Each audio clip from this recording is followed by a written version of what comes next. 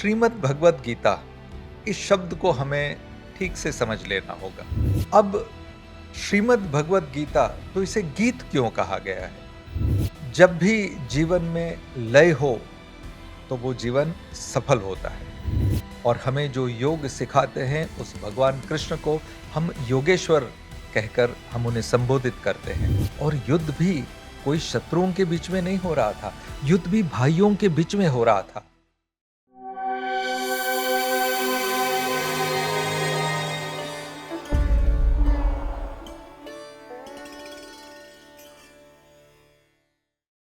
आप सक्सेसफुल होना चाहते हैं और सक्सेस के लिए स्पिरिचुअल स्ट्रेंथ बहुत ज़रूरी है। तो स्पिरिचुअल स्ट्रेंथ पाने के लिए आप क्या पढ़ेंगे? श्रीमद् भगवत गीता या भागवतम, भागवत पुराण? ये कन्फ्यूजन सिर्फ आपका नहीं, हर यंगस्टर्स का है। लेकिन मैं आपको बताना चाहता हूँ कि आपके जीवन की सफलता इस बात पर डिपेंड करती है कि आप पहले क्या पढ़ते हैं। भागवतम डिवोशनल स्टोरीज हैं, भक्तों की कथा, ये आपको भक्ति सिखाता है।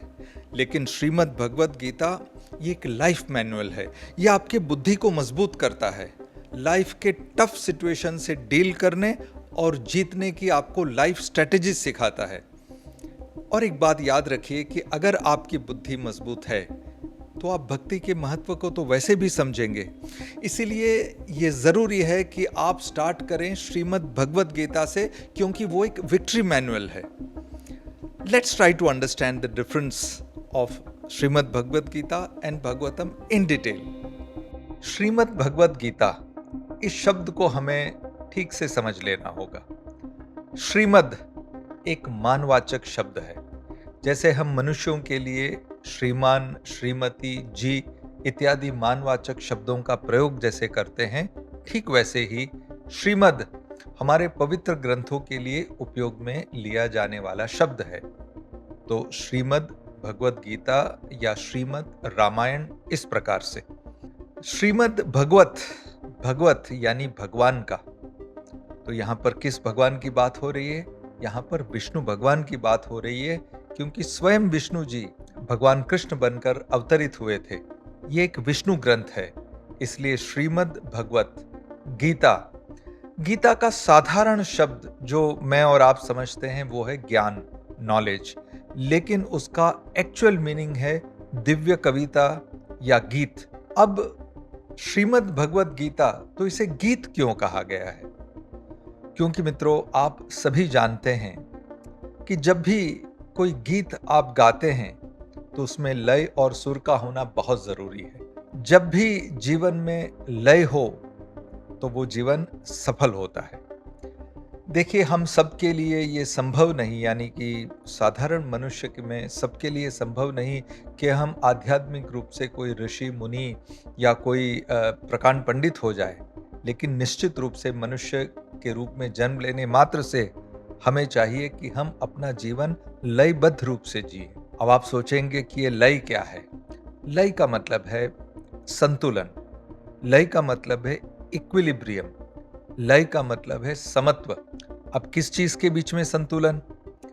तो सुख और दुख के बीच में संतुलन, पीड़ा और प्रसन्नता के बीच में संतुलन, लाभ हानि के बीच में संतुलन, विजय और पराजय के बीच में संतुलन, मान और अपमान के बीच में संतुलन। इसका मतलब कि कोई भी परिस्थिति हो, हम उसे स्वयं पर हावी नहीं होने देंगे। आप भगवत गीता में बहुत सारे श्लोक आप सुनेंगे, पढ़ेंगे, जैसे सुख दुखे समय कृत्वा लाभ लाभौ जया जयो, या आप पढ़ेंगे सम दुखम सुखम धीरम अमृतत्वाय कल्पते। तो ये सभी श्लोक हमें यही बताते हैं कि हमें जीवन में संतुलन बनाए रखना है इन परिस्थिति में। इसी संतुलन को, इसी समत्व को योग कहते हैं। और हमें जो योग सिखाते हैं उस भगवान कृष्ण को हम योगेश्वर कहकर हम उन्हें संबोधित करते हैं। एक कविता की पंक्ति मुझे याद आ रही है कि क्या सुख में क्या दुख में किंचित नहीं भयभीत में, कर्तव्य पथ पर जो भी मिले ये भी सही वो भी सही। तो ये समत्व का भाव है जो हमें हमेशा मेंटेन करना है। श्रीमद् भगवत गीता के बारे में एक और इम्पॉर्टेंट चीज आपको ध्यान में ये रखनी है कि उसका ज्योग्राफिकल लोकेशन वो कुरुक्षेत्र की युद्ध भूमि में भगवान कृष्ण के द्वारा एक विषादग्रस्त एक्सट्रीमली कंफ्यूज्ड अर्जुन को यह ज्ञान दिया गया था। और श्रीमद् भगवद गीता ही एकमात्र ग्रंथ है, क्योंकि हमारे जितने भी पवित्र ग्रंथ हैं वे सभी हमारे ऋषि मुनियों ने किसी आश्रम के किनारे, नदी के किनारे, सात्विक वातावरण में, ब्रह्म मुहूर्त में उन्होंने इन पवित्र ग्रंथों का निर्माण किया या उसकी रचना की। लेकिन श्रीमद् भगवद गीता ही एकमात्र ग्रंथ है जिसे एक युद्ध भूमि में कहा गया, और युद्ध भी कोई शत्रुओं के बीच में नहीं हो रहा था, युद्ध भी भाइयों के बीच में हो रहा था। यानी कि युद्ध भूमि के मध्य में और भावनाओं के भवंडर के बीच भगवान कृष्ण द्वारा अर्जुन को जो ज्ञान दिया गया वो श्रीमद् भगवद गीता है। उसका ज्योग्राफिकल लोकेशन कुरुक्षेत्र का रण मैदान है।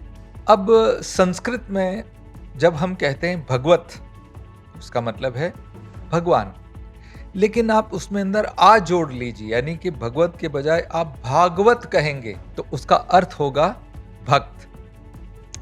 जैसे इस पृथ्वी पर भगवान कृष्ण के पिता का नाम था वसुदेव, यानी वसुधा के देव, तो वसुदेव। लेकिन जब उसमें आप आर जोड़ देंगे तो वो हो जाएगा वासुदेव। और वासुदेव कौन है? वसुदेव के पुत्र भगवान श्री कृष्ण। इसके लिए इस शब्द को आप पहले समझ लीजिए कि भागवत पुराण यानी भक्तों की कथा।